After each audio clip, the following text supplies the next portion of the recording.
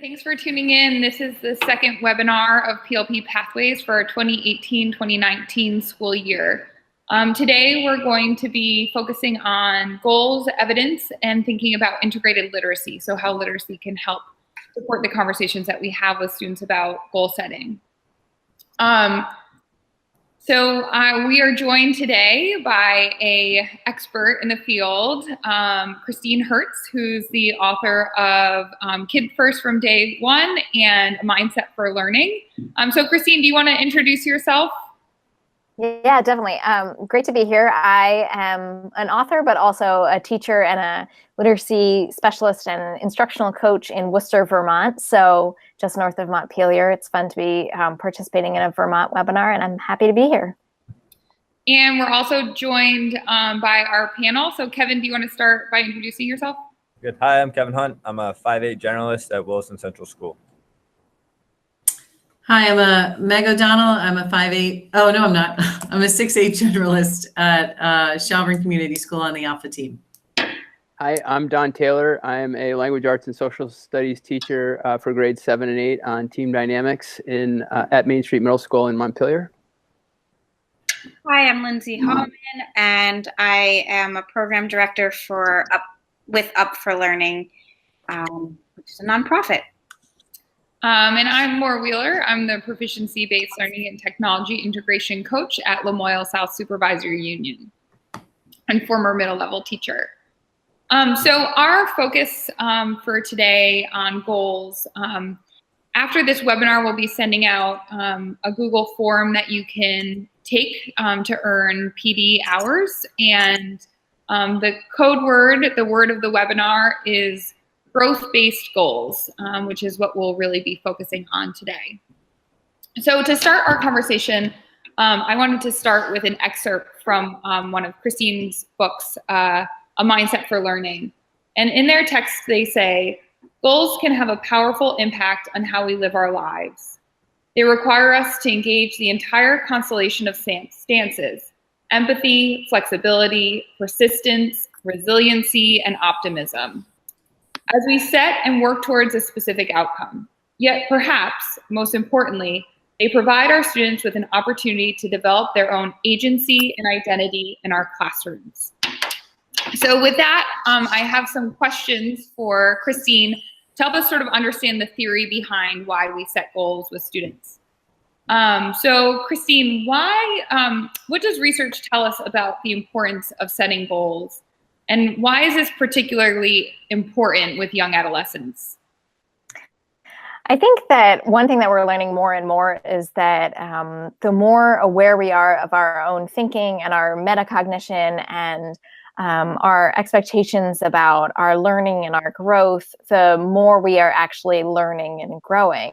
There have been a lot of studies about how just by talking about the brain and how the brain is a muscle, and if you give it a hard workout, it grows more, you actually learn more in the classes. And one way that we can do this for our students is to help them set goals that really or drive at something that they're interested in learning, that they want to get better at, that they have a curiosity about, that is motivating to them. And I think that when you're working with young adolescents, and all children, but specifically young adolescents, there's a lot of power in tapping into that agency and that identity as a learner. We talk a lot in younger grades about children, their play personalities, and thinking about if somebody's really motivated by something like being a competitor or being an artist or being a storyteller. And Stuart Brown has all these play personalities. And I think with older students and young adolescents, we can tap into those same kind of internal intrinsic drives where we're thinking about what kind of goals you want to set and how is it going to bring your self of identity as a learner and as a person and your interest in the world right into the classroom and into your learning. Great, thanks. So one of the things about goal setting is that we know is that it can be a really engaging opportunity for students.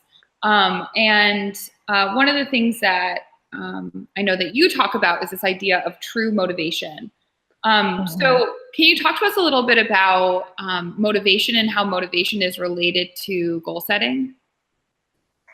Definitely. So there are lots of different kinds of motivation, and the primary one that we're born with is this biological motivation. So that's when, you know, you're thirsty, you drink something, you're hungry, you eat something. And so researchers at first thought this was like the sole motivation was biological. Next, then you layer on something like an extrinsic motivation, like punishments and rewards. And for a long time, and still today, the school system in particular has kind of moved towards this punishment reward system, treating grades as a reward or loss of recess as a punishment, and thinking that this is what would motivate students. And the more research that's being done and the more we know about true intrinsic motivation, the more we realize that it's not really about carrots and sticks or rewards and punishments. It's about tapping into engagement. And Daniel Pink, who wrote the book Drive, which I would really highly recommend, found that there are three primary factors for motivation. And the first factor is having a sense that you're working towards mastery. It's not that you need to be working towards perfection and this idea that you will attain nirvana, but rather that you're getting better at something. I'm sure we've all had the experience where we have been working on something, but not feeling like you're really improving. And that sense of stagnancy is not super motivating. So for students, we think about, okay, can they see what's expected? Can they see their own self-efficacy? Can they see how to move along a progression? And then, so do they feel like they're moving towards a sense of mastery or growth? And then the second aspect is a sense of autonomy. And so that's when we come back to this idea of choice and this idea of having some kind of direction. And this is where goal setting really starts to tie in, because once you give somebody a little bit of autonomy, then all of a sudden the motivation does become more and more internal. And that autonomy could be something like thinking about goal setting, but it could also be the literature or the books or the articles that you're pulling into your classroom. Instead of just saying, this is what we're all doing, it's here are the choices. What are you interested in? What's kind of speaking to you? And then the third factor is, so it's mastery, autonomy, and then purpose. And the third factor is that we have found, I say we, like I've done the research, researchers have found, and I have found in my work with kids and in classrooms, that if we're working towards a purpose, then we will, we'll work harder and we'll be more engaged in it. And so this idea of the fact that you don't want to just be working for a product, but rather for a deeper sense of purpose. And so if you're writing for a specific audience member. If you're conducting a science experiment, it's to solve a problem that you're really interested in. So these are three big factors: mastery, autonomy, and purpose. And the goal setting ties in because we want our goals that we're co-constructing with students to really align to these three factors, so that it's not a pulling them along a continuum, but rather that they feel like they're making progress and are motivated just for themselves. Great, thanks. And can you talk a little bit more about when we do set goals with kids, is this something that's like a standalone? Like, do you stop everything, you say, okay, now we're going to talk about setting goals? Or is it something that's sort of integrated into the content areas? And then sort of as you're also thinking about that, you talk about this idea of just right goals. So what does that mean? Like, what is a just right goal, and how do you talk about that with kids? Sure. So we co-opted the language just right goals from a phrase that teachers have been using with for years, which would be a just right book. So we talk about reading a book that's a good level of challenge, not too hard, not too easy, something super engaging. It's just right because it's exciting to you, and something, again, you're motivated by. And a goal is the same type of thing. It's not that you're trying to John Hattie has done a lot of work around goal setting, and he says that you don't want to bridge chasms, you want to bridge small gaps. And so a just right goal means that you're helping the child see what's just beyond their ability to do on their own, and in the next step, their zone of proximal development. And so when you're starting to notice a child kind of like, or a student, I shouldn't call them all children when they're young adolescents. When you're noticing a student starting to like dip their toe into a certain writing technique, or be interested in noticing symbols as they're reading, those are opportunities to really kind of say like, this is something that you can do that's just beyond what you can do on your own. This is a bridgeable gap. And the way that I have been goal setting with students is to do it as like my conferences. And so for years, I would do conferences that were more teaching conferences, where I would say, oh, today I want to teach you, and then add a little bit more to whatever we were on about as a class. And the shift to make the conferences goal setting was really powerful, because all of a sudden the students had so much more agency in what they were doing. And I was able to kind of take back the content specific goal off a little bit. It was no longer just about, reading about a certain genre, and really apply more of the cognitive task, or thinking about like deep thinking and reading and things like that. And so that's where I tucked in those just right goals with students. It is a process of reflection. And so just like in any type of learning, and we do this as adults too, you might make set a goal that is too big or not obtainable. And that is certainly a part of the process. And then that part of reflection with the teacher is where you learn like, sometimes goals don't work out, and you reset them and you change them up. Great, and thanks. And just for when you talk about conferencing with kids, you mean like in the classroom, having those one-on-one conferring conversations with kids to help them sort of. Yeah, exactly. So I've done most of my work in a workshop model, and so all the other students would be working independently, and this is not a formal kind of conference, but it's just like a quick conference, trying to meet with each child at least once a week, touch base on goals, set goals, and keep the cycle going. Great, thanks. So I know in schools we're constantly talking about growth mindset, but when we think about developing goals, there's all different formats that people use to set goals. How can we use Carol Dweck's research on growth mindset to help us develop goals and co-construct them with our students? Yeah, so this was a huge aha for me. Originally, when I was helping students set goals, I would be thinking about much more of a product-based goal, like I'll write a personal narrative in the course of a week, or I'll understand this specific math concept. And now I think that her work is all about thinking about the process over the product. And so going back to the idea of you don't want your goals to be strictly academic. You want them to be cognitive as well. So I'm not going to have a student set a goal like, I'm going to memorize all 50 state capitals. I'm going to have them think about if they're really interested in investigating geography, and we have the time and the lens, and then we're working on that, then what's the meaty goal that's behind that? So she talks about telling the story of the goal. So first of all, it's process-based. And so it's not that in the end you will come up with this product.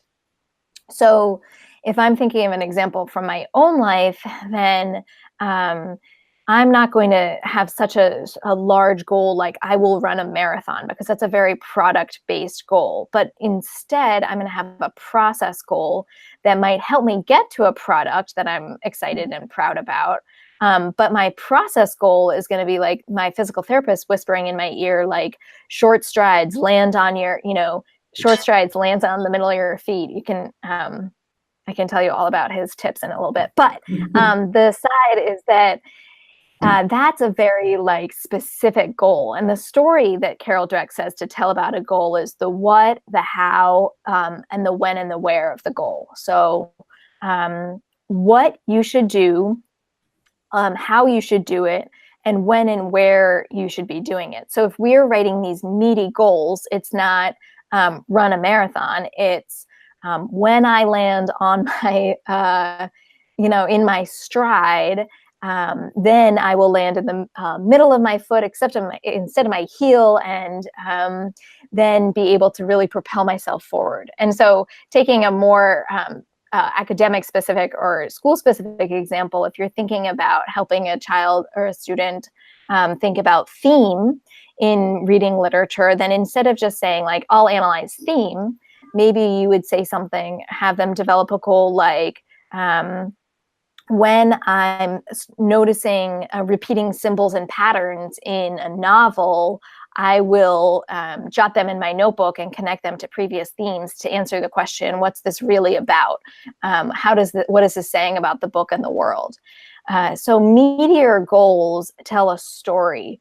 And there are different ways that you can help students create these meteor goals, but essentially you want to make sure that they're based on not an end product, but the process, and that they leave you with like a little bit of an instruction manual of what to do and how to work towards the goal.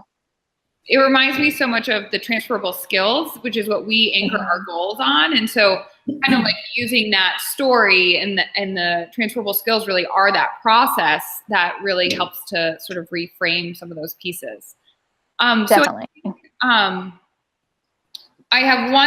we have time for one last quick question for you, Christine. And that's about, so now that a student has a goal, so they've come up with the story of their goal, are there any strategies to help a student remember the goal? Yeah, and so Vygotsky has this name for something that you need to take from one place to the next to kind of help you remember something. It's called a mediator. And you need something to go from one place to the next, because we all know as adults how easy it is to set a goal. I mean, talk to any of us in January. You set a goal and then all of a sudden it's disappeared. So there are different ways that you can do this. And basically, I try to build in a process for regular reflection. And so if you have a reading goal, then at the end of every reading or throughout the course of a reading workshop block, you're checking in with yourself about your goal.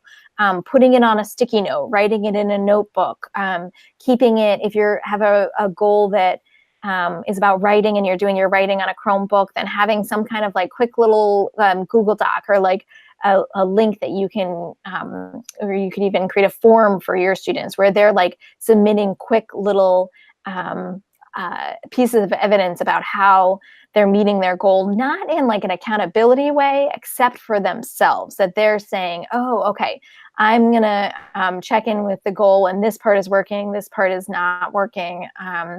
Even a tiny little like, I know that there's some writers who write like one sentence and they put it on the top of their computer, like, I'm blanking on her name, but I think it was Anne Lamott wrote bird by bird and then wrote it on top of their computer. And so just even a catchphrase that then is linked to the meteor piece of the goal that you can come back to. Anything that will help students carry that forward. Great, thanks. That's some really great tips. So I think we're gonna turn it over and sort of hear from the panel and talk about what it looks like in their classrooms based on a lot of this work, because I know there's a lot of connections to some of the things that you were just talking about. Great, so I think that's my cue. So panel, maybe we could start with just the basic, how do you engage students in goal setting in your own classrooms or your own learning environments? Well, can talk to that a little bit. One of the things one of the reasons I asked Christine about whether or not it's sort of a standalone is that I actually spend almost like a week talking to kids about goals. And I ask them to, what is their definition of a goal and what makes a good goal and what makes a not good goal. And then we list all those characteristics. And then we talk about growth mindset and we talk a little bit about grit. And then I also show them this guy, Walter Mischel, who's the guy who did the marshmallow experiment and talks about self-discipline. And so we use those 3 pillars or those 3 foundations of growth mindset, grit, and self-discipline and talk about goals. And what I found is that if you invest a lot of time talking about goals, that the kids understand it, and then you don't have to go back to it as much as you would if you were just trying to integrate it in spots. But one of the most interesting things, I really liked how Christina was talking about this idea of making the goals visible, I guess, is sort of, the kids have told me repeatedly that they don't go back to their goals enough. And they don't see them enough and they're not reminded of them enough. So that's something that is really hitting home, I guess, is how do I structure exercises where kids are going back to their goals on a frequent basis and deciding whether or not metacognitively those goals are good goals, like bridging a short gap, or if they're, not constructed correctly. So anyway, that's how we do it in our classroom. And it's really interesting to hear some of the different viewpoints on that I can integrate into our practice. Yeah. Before the rest of the panel speaks to that, I was also just thinking, Don, one way to have them continuously go back to their goals, as Christine was saying, like for that reminder, and then to connect to maybe a question that we'll get to in a moment around families is, I know in my classroom we did a weekly memo home. So the learners that I worked with would send an email to their advisor, myself, and their caregiver, parent, guardian, caregiver about their week. But it wasn't just generic in the sense that it was just about their week, although they did talk about highlights and areas that they want to work on. But they looked at their goals each week and talked about the small steps to getting to their goals. So that might be just a one strategy for having kids thinking about their goals, that they are really important and they're important to their families too. And that there's all these supports in place to help them get towards their goals, but that we're holding them accountable. And I just want to add to that I've totally stolen your idea about those emails home, and the parents really enjoy it. But I was just thinking as you're talking that could be a place where you're telling the story behind the goal as well through that email, and that you could be telling the story or the process to your family, because that would meet that authentic audience piece as well, which could help with the motivation. So again, just thinking about, for me, I'm sitting here thinking about that construct, like, oh, maybe I can add that to the graphic organizer that we use for the email and have kids start telling the story of their goals to an authentic audience. But yeah, I like that. Thank you very much. Yeah. How about Meg or Kevin? How about how do you gauge students in your classrooms in goal setting? I can talk just about a really sort of concrete way that we've been helping kids, especially when we have new incoming 6th graders. We set the bulk of our conference of our goals after the first part of the year. So we give kids a little bit of time to get acclimated to their grade and what their expectations are. One thing we start the year off always is just with like a simple independent reading goal and having them track. Do you want to track minutes? Do you want to track number of pages? And they build a graph. And it's not so much about the independent reading. It's really about kids get motivated, I think, when they see, oh, wow, when I start to collect data on something, I start to realize some patterns about who I am as a learner. And I notice some things about how I spend my time and what happens on Monday. I never seem to read enough on Mondays. And when we are able to look at our patterns of learning, we can then start to see, I can probably set a goal around this idea because I have this really concrete data to look at. And from there, we'll have kids then set a reading goal with some action steps. And that process of doing it that way is going to set them up. They're going to start to log their progress and work through either an online tool called Biblionasium, or they're going to then move that into their PLPs for Protean. And I think that'll set them up for when they start to do a bigger goal related to the transferable skills. So that's just one way of helping them see their own agency in the process. Thank you. How about you, Kevin? Yeah, so I mean, we, being a multi-age team, we catch our kids in 5th grade with our Hopes and Dreams conferences. Last call for letting the office know if you're going. That's fine. That's so when looking back at Don's question about do we explicitly teach about goal setting, for us that's kind of when we have that goal setting conversation, when they're learning what setting goals looks like. So in the summer we send home that profile form, and they talk about their hobbies and interests on one page, and the other page we're looking at the 5 transferable skills, and that's the areas in which they set their goals. And we have those conversations, and that happens before school starts. And then for our returning students, our 6th or 8th graders, we catch them in September and early October for their goal setting conferences, and we'll look through the goals that they've had and review them and see if they want to keep them. One thing that helps us with getting kids to remember their goals and having them sink in is that weekly reflection. So on their site, let's see, if we have a tab, and each week the students, we have 30 minutes of PLP time. The students will come in, and part of their requirements for that time is they just look at their 5 goals, and they just write down a quick blurb for each goal about how they're either working on that goal this week, or how they're thinking about the goal, or if they're not working on it or haven't done anything for it, think about their next steps, or think about why they haven't really thought about the goal. And then we always have them add each week a new piece of evidence on one of their goal pages for anything that they've done. And one thing I've noticed is when we're having our goal setting conferences and meeting with these kids, thing that's really, really helpful is when they're coming up with these goals. And again, they're based on transferable skills. So it might be a goal like I can demonstrate understanding of my learning by showing my work in multiple pathways. And that's more of a transferable, executive functioning type skill goal that they'll have.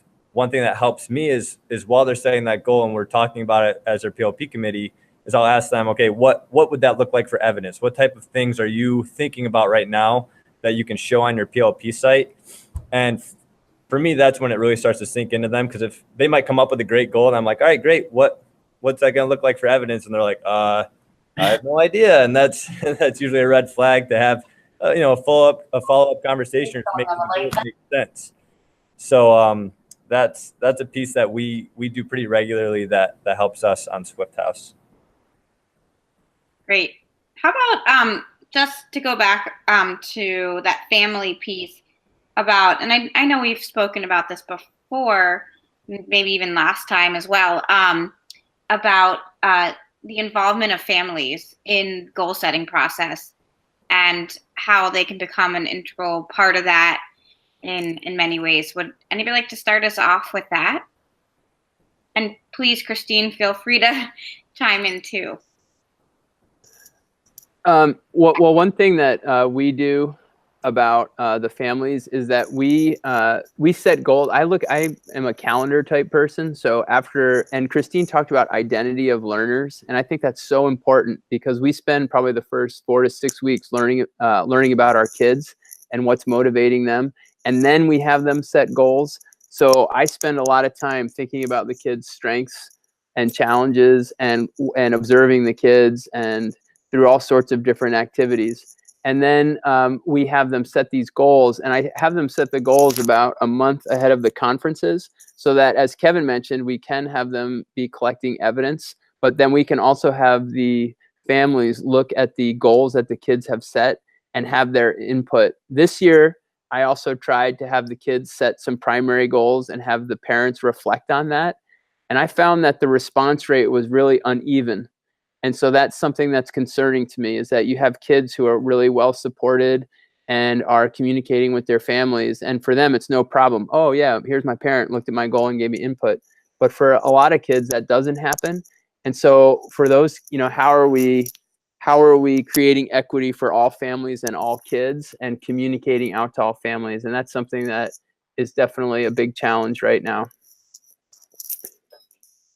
Would anybody else like to talk about the family involvement engagement piece?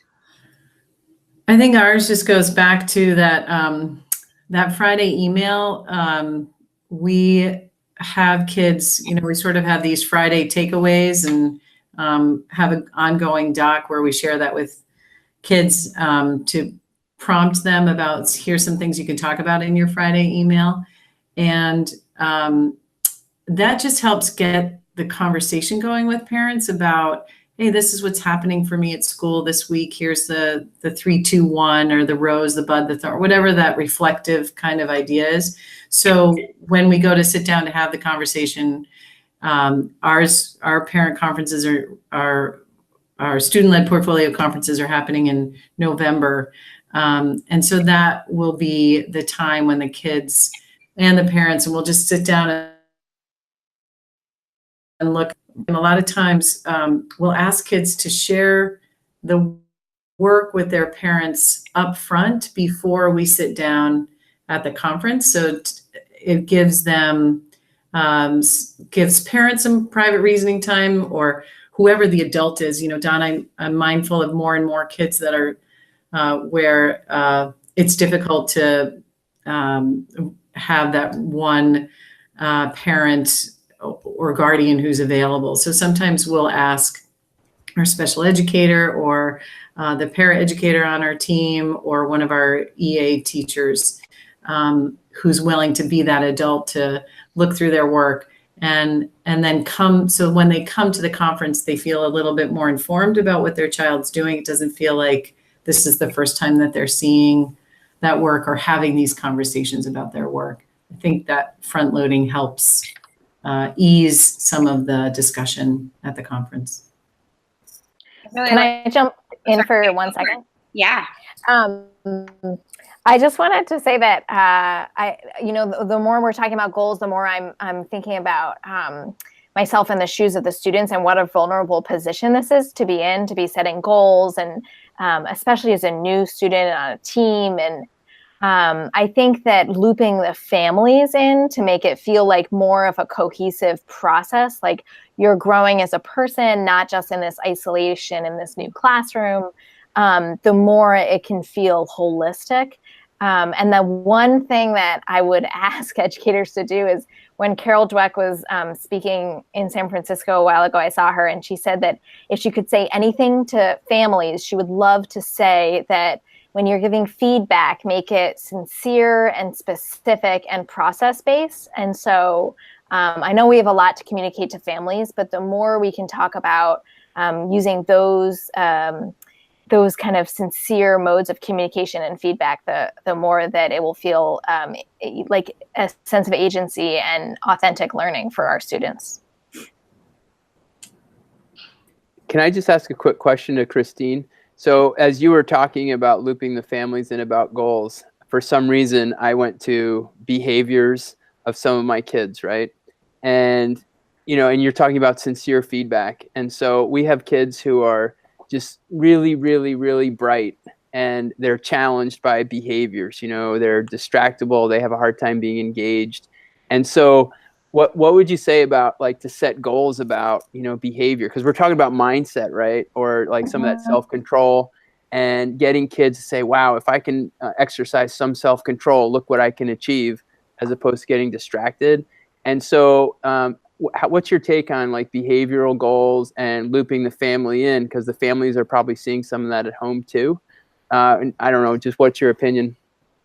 Sure. So I always go back, and sometimes I have to repeat it as a mantra, that kids do well if they can, right? The Ross Green line, kids do well if they can. And if they're not doing well academically, I need to think about, adding some additional supports. And the same goes for behaviorally. And so Ross Green has a really good problem-solving protocol. He calls them lagging skills, as opposed to what I used to say, like behavioral challenges or, disruptive behavior. And so he calls them lagging skills. And he has a process where the teacher and the student and certainly the family could sit down and really think about what are the lagging skills, the social, emotional, developmental skills, and self-control is a piece of it.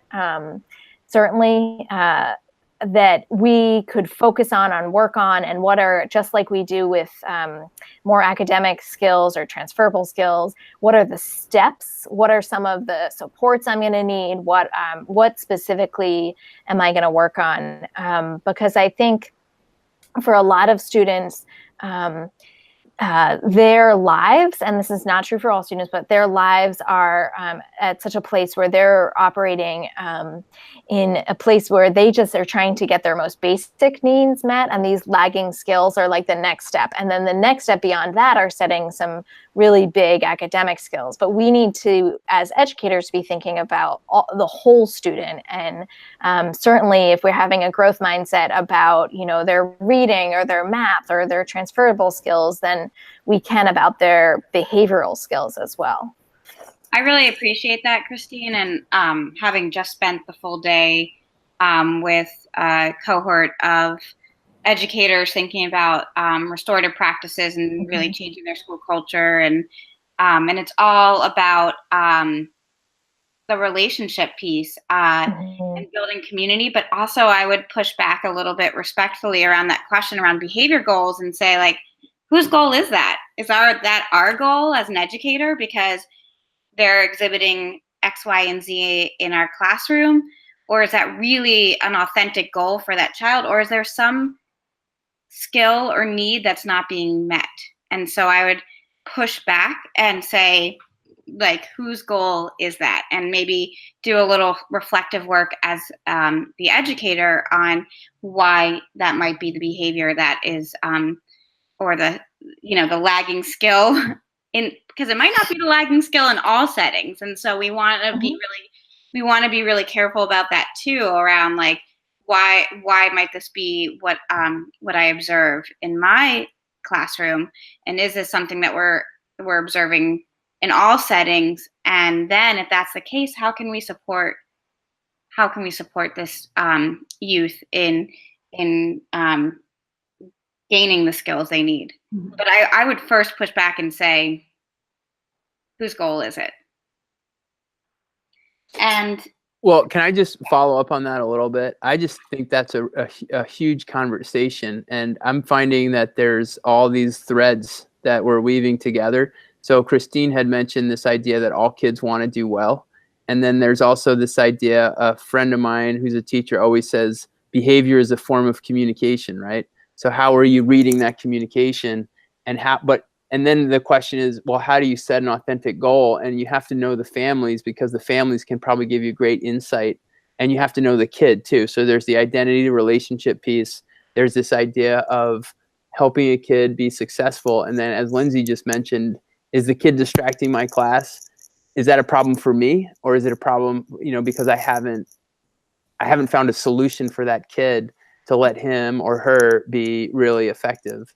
And I think this is a very interesting conversation to kind of weave those parts together so that you could set goals for some of those kids that were co-constructed, the teacher, the family, and the kid. So to help them feel like that they could do as well as they could, and to also allow them to be successful. I don't know. I just think that's a really interesting to hear all these threads kind of being woven together. Yeah, fundamentally, sorry, just to tie it back together and like put back to what Christine stated in the beginning, that it's truly about the relationship and understanding, really having that time to sit and whether it's through the goal conferencing and a workshop model or just getting to understand the unique needs of each of the individual students, and then also their families, and that relationship piece is so essential. I think that's what I was just going to add, Lens, was like, it's really easy sometimes, I think, too, to impose or to assume that the parents have the skill set to be able to give sincere and specific and process-based feedback. I think we used to have a parent council and have parent buddies, and we don't have that anymore because the culture isn't quite there. But I'm just mindful of the fact that we need to be educating our parents, I guess, as much, and really supporting them about how to do this work, because they don't have, they're not educators. They're not in this process with us. They get a tired kid that comes home at the end of the day, and coming up with ways to support parents, I think is equally helpful. I just want to piggyback on that, Meg, because I think that's the value of the student-led conference, is creating those spaces for families, and then really model, like, it does provide time to model for families, like how we talk to their kids and the way that we maybe compliment their students, or, talk through a challenge with their kids. And we can kind of be that, it's that idea of that guide on the side, right? You can help facilitate those conversations, and also create that space for kids to really air their needs as well. And so I think I always feel like that's a real gap when we get to the middle level, because I think, and this is going into a different conversation, but we'll sort of come back, but thinking about how can we help parents, gain skills to parent in a way. And this is coming from someone who's not a parent, but just observing middle level, there's so many fewer opportunities for middle level families to come together and talk about what it's like to be a parent, as opposed to in the younger grades. And so I just think that that's a part of it too, is creating those spaces for families to be together where we can help model some of those pieces. Absolutely. Yeah. I was just going to ask one final question before we get into our Q&A from the field. And I think I'm curious just about intentional conversations and opportunities to talk about growth mindset and self-talk. Positive self-talk. Yeah. And growth mindset. What are folks, what does that look like in the classroom? What are those intentional conversations and opportunities?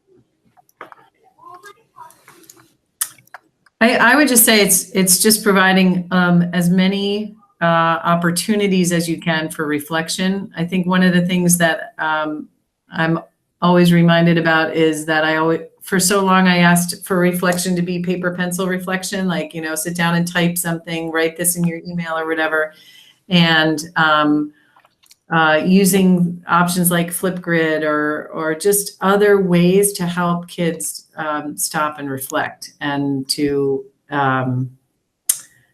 share, creating a culture. It goes back to that relationship piece, but creating a culture in your classroom where you can share what other kids' reflections are, so that a student who's struggling can see, like, oh, this is, well, she's struggling too, because that's what she just shared in her, in her reflective piece, opens the door, I think, for feeling safe to acknowledge, this is what I'm good at.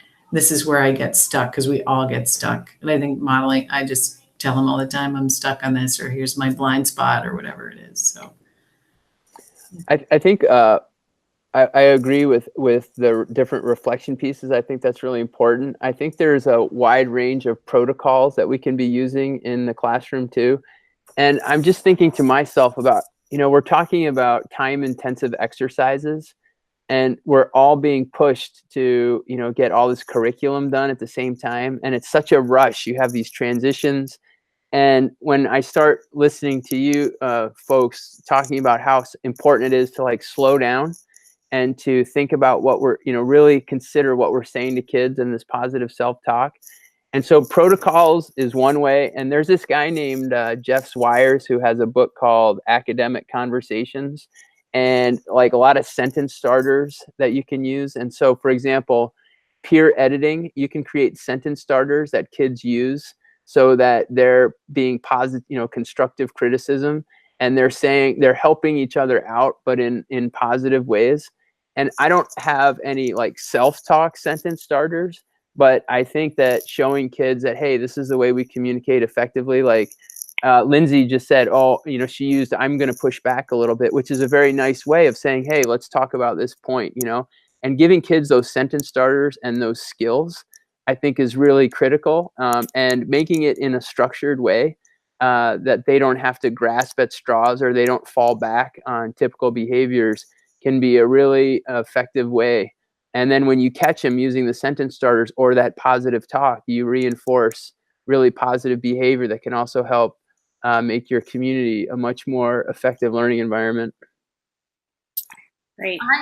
I always found I tried to be really intentional with my kids talking about the brain and how the brain learns. And so it wouldn't be necessarily an aside, but we would talk about, a lot of times it would be when we were talking about picking a just right book and how that challenges your brain. And then, talking about developing neural pathways and these different things.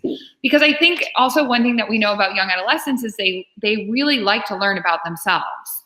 And their brain is a part of who they are. And so once you sort of lay that foundation and you weave it in, and it answers the why, like, why are we doing this? Or, why are we doing something this way? Or just sort of some of that purpose work. Once you do that, then pulling in the reflections and being thoughtful about asking questions like, when this week did you stumble or find a challenge? And what did you say to yourself in your mind to help you move forward? Like those are sort of some of the ways that we can have kids start to pay attention to those things and help to develop it over time. So those are some of the things that I would think about doing in my classroom. Awesome. It looks like, Dawn, we have some questions from the field. Oh, Dawn, you're on mute. We do have some questions, and we've talked a little bit about some of these. So one question, for example, is I have a student who seems disengaged in goal setting. What do I do next when kids sort of are, they're refusing or they're not engaged? And I think that's a little bit tied to this. How many goals are we asking students to set? And for what period are you asking them to set that goal? So are we setting a year-long goal and so if folks could maybe just talk about that. We've touched on it a little bit, but this idea of we have a disengaged learner who doesn't want to set goals. What do you do to maybe change that or address that challenge in your classroom? Meg, do you want to start? Sure. So I kind of go back to that example of the reading goal. Although I'm mindful of the fact that it's a sort of somewhat teacher imposed, but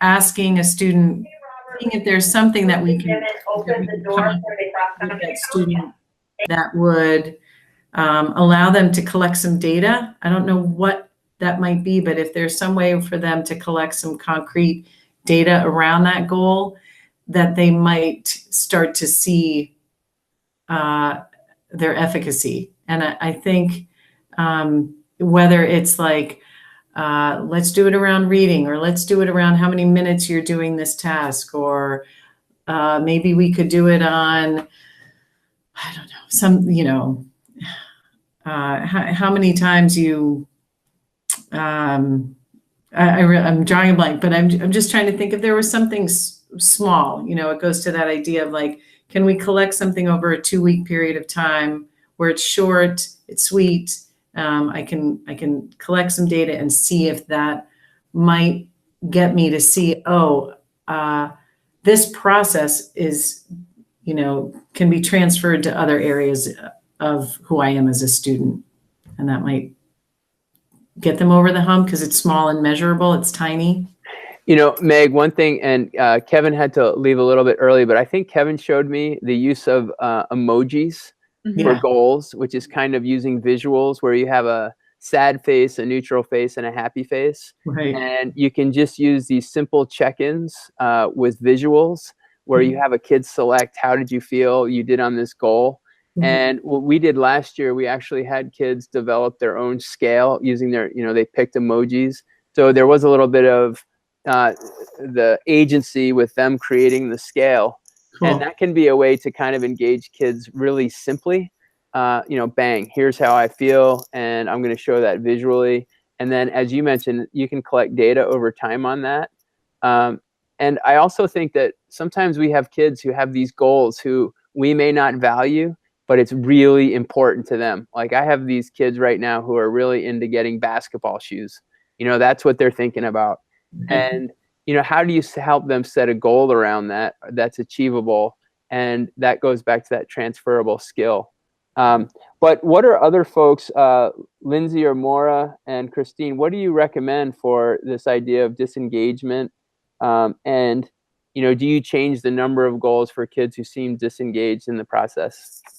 Yeah, I can, you know, I think from my experience, I would always go back to and say, have I created a safe space for this child? And so I would go back and say, maybe I need to do some relationship building with this student and really figure out like what makes them, what drives them?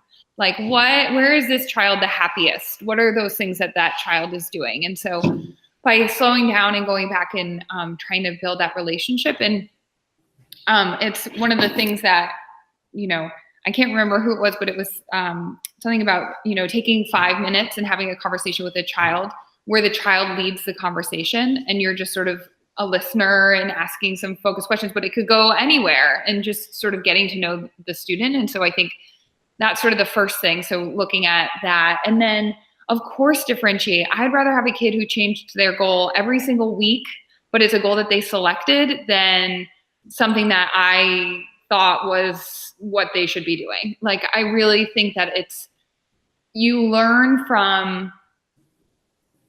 as much from, you know, being successful in you know, checking all the boxes as you do from stumbling a few times and getting there. You might even learn more in setting many, many, many goals. But then it's being that intentional about reflecting, I think, about, you know, what it is that you're experiencing. But I do also think that it's important to remember, and I think the emoji reflection thing brings it back, that, and Meg was talking about this too, when we're asking students to reflect, are we creating barriers for kids that we're not intending? So are we asking them to constantly rely on written expression?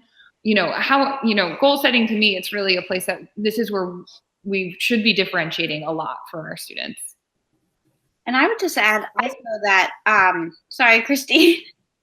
Go for it. I'll try to be quick. I saw we both jumped in at the same time. That first of all, I would have to ask myself, like, what have I done to support this idea of goal setting in my community? And like, what are the stories that we've shared around goal setting and why people set goals? And we, you know, and then of course, as Laura just said, like, what it boils down to the relationship, you know, and that, you know, that when you feel like you're valued in a community, then it makes sense for you to, you know, be vulnerable and set goals. We all have things that we need to work on. And so first of all, like, why are we setting goals, sharing that piece with kids? Because I think now in the age of Act 77 and personalized learning plans and the goal setting piece, there's many people that feel we're doing it just to check off the boxes. And so if we're not explicit on why we set goals throughout our life all the time, small, medium, and large goals, and we don't share stories of people who have set goals and what that experience is like, then there's no frame of reference. So sharing, you know, first of all, setting the foundation about why, and then connecting, making the connections and ongoing relationship, and having that time to sit down and talk about, as Dawn said, and I think Maury said this too, about like, what are their interests? What are they already interested in that they're working on? So like, we might have our own ideas of goals, but that's not for us that's not our place, you know? So goals are personal, and they should come from a place where people want to pursue these goals. And there's always those conversations. And once they see success in reaching a goal or moving towards, you know, mastery, as Christine said, then I feel like we get much more buy-in. Christine? Yeah, I was just going to add that chances are, if a student is feeling disengaged in the goal setting process, they feel kind of disengaged in other aspects of what's happening in the classroom too. And so just being reflective as teachers without taking it super personally, which is hard, of how your students can see themselves heard and seen and reflected in the classroom. Sarah Ahmed just wrote a book called Being the Change, and it's for middle level classrooms and high school classrooms. And it's a really great book about helping students express and develop their own self-identity, and also navigate the social complexities of social comprehension and being a person in the world today. So that's just one resource that I wanted to share about making sure that your curriculum, your plans as a teacher, make your students feel like they're reflected and they can express themselves. And that looks like a very complicated process. That's maybe a topic for another day too. Well, and I think it's important too that that the curriculum reflects maybe some of those kids as well, like the reading choices that you're making and some of the things that you are bringing into the classroom, so that those kids feel like you are talking to them and addressing them. We have about 4 minutes left, and first of all, I want to really thank Christine for coming on. It's really great, and I also want to mention that we are going to have a follow-up document that will have Christine's maybe can share some of her resources, and for example, that book by Ahmed, Being the Change, we can list that too. And then we're gonna bring it to a close here with just some of the important events that are happening around Vermont, and then I'll ask people to chime in about some other things. On October 23rd, the Rowland Foundation is having their annual conference with keynote speaker Dr. Ruha Benjamin. There's also on November 1st and November 2nd, Paul Gorski is presenting on the equity literacy approach and becoming a threat to inequity in classrooms and schools. I'm going to let Lindsay talk about mastermind mentors. Correct? Is that a yeah, that's so, and we can put on the resource page who to contact, but Up for Learning is offering an opportunity for upper elementary, high school youth that are interested in working with younger learners in a mentoring role around these ideas of growth mindset and self-talk. So there will be a day on October 24th where these middle high school youth come together with an adult partner to learn about some of the tools for mentoring, and then talk about how to establish a mentoring relationship with younger students in grades K through 3. And Bruce Perlow, who's one of my colleagues, is gearing that up, and I can add his email address to that resource list so that people can get in touch with him. Yeah, and maybe because that's next week, maybe we could tweet that out too. Mm-hmm. That would be good. And then there's also November 15th and 16th, there's a Youth Climate Leadership Academy at the Hulbert Outdoor Center in Fairleigh. That's geared, I think that's geared more towards high school kids or high school youth and adult teams. And then there's also on November 15th, the Voices for Vermont's Children annual conference. Does anybody have anything they'd like to add, or any resources that they think would be valuable to educators out there? Next week I forgot to put it on here, but next week on Wednesday, there's the Personalized Learning and Flexible Pathways Showcase. So there's some schools around the state, high schools primarily, who've been looking at developing opportunities within their schools, and they're going to be having a showcase of the programs that they've developed over the past year. Sorry, where is that again? It's on Wednesday, and it's at Lake Maury. Okay. And it was in the field memo 2 weeks ago. Okay. You can find it there. Anybody else have any resources or events happening? Okay. Our next webinar, the PLP Pathways webinar, is happening on Thursday, November 15th. We'll be talking about student-led conferences and family engagement. We'll be able to tie into this conversation as well. For viewers out there, don't forget, there is, and I'll post this on Twitter again, you can get a professional development hour from the Middle Grades Collaborative and PLP Pathways for watching our program. Again, I'd like to thank Christine Hertz for joining us tonight, and I'm going to let Maura close us out. Thanks, Maura, for all your hard work. Yeah, thanks. So I hope everyone has a nice evening, and we'll see you on the 15th. Thank you very much, everybody.